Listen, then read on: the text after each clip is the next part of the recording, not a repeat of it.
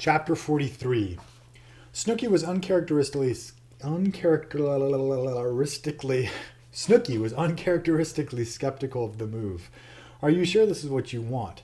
We were back at his place after work on Monday, bopping out new charts for the Blue Dahlia. Sure I am. The man of my every jerk-off fantasy has asked me to move in with him. And you ask if I'm sure this is what I want? Well, honey, you must admit this is all rather sudden. I mean, you've only known the man 2 weeks. I'm the first to admit he's the SS Dreamboat, but what do you really know about him? He loves me, Snooks. I straddled the piano bench, whereon Snooky sat and hugged him close from behind. And I love him. I knew I loved him that very first night. What else is there to know? What else? Snooky pulled free from my embrace and turned to face me. Honey, you know I'm as much in favor of the old l'amour toujours as anybody on the planet, so I hate to have to be the one to point out that you are the gal who, 1 short week ago, didn't have time to fall in love. And suddenly you're taking up housekeeping with this hunk banker with the past history of some confusion in the sexual preference department. Meaning, Snooky jabbed his half-smoked cigarette into an overflowing ashtray and lit a fresh one, meaning you might stop talking like the Ronettes' greatest hits for a minute and just consider a few things, such as whatever happened to that girlfriend of his, Brunhilde or whatever her name was. Betsy? Yeah, what about Betsy? How do you know he won't go running back to her week after next?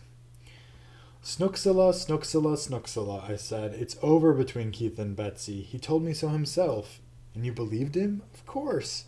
True, he was lying on top of me at the time. Oh, fine. It's over between them, I said, over and over and over again. All right, then. We'll give him the benefit of the doubt.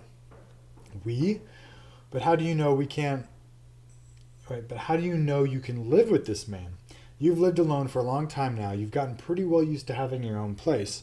Besides, what if he got some really disgusting habits? Like he leaves his filthy underwear with the visible skid marks laying around the house?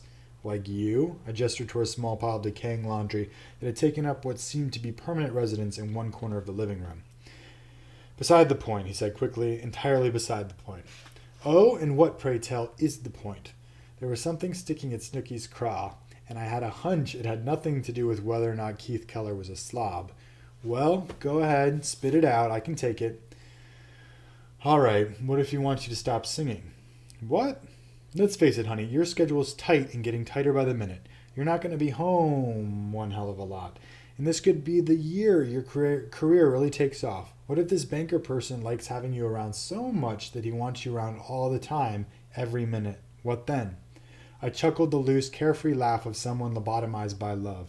Snooks, Keith is not going to ask me to stop singing. I'm a singer. A singer sings. Keith knows that.